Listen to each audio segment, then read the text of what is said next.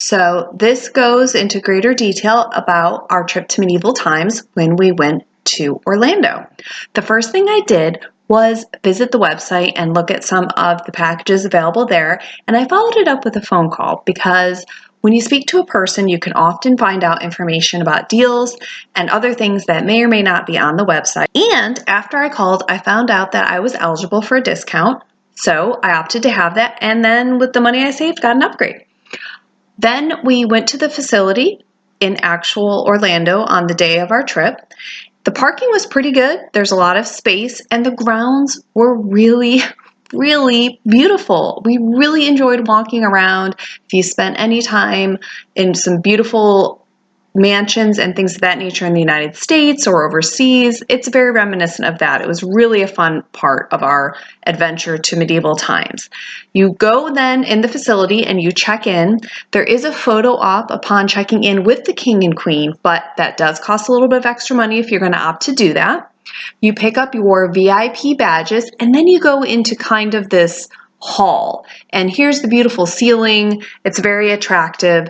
There's lots of different souvenirs to buy, things like that. You can mill around. There are some cocktails available if you'd like to purchase that. It's pretty interesting. There's also a knighting ceremony that you can partake in if you've arrived early enough.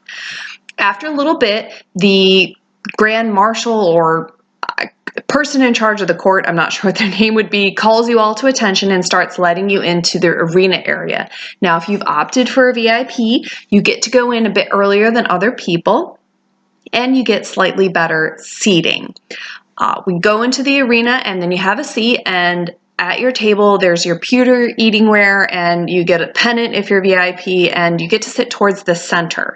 All the guests are assigned a notional country, and then as you can see here, when the action starts, you get to cheer for your knight that is fighting for your notional country, and there's the queen that's presiding over everybody, or perhaps there's a king, depending on what facility you go in. And there's also some interesting things going around with a falconry exhibit and some other things of that nature. So it's a really nice show. The food is roast chicken and some other pretty basic items. I would say I wouldn't go there for the food personally. I'd go there for the show for sure. And then at the end, a certain knight will win, and you'll file out, and again, back at the hall, there'll be an opportunity to meet all of the knights, and there's an opportunity for a photo op with the knight. I hope you enjoyed this, and if you have any questions, please post them below.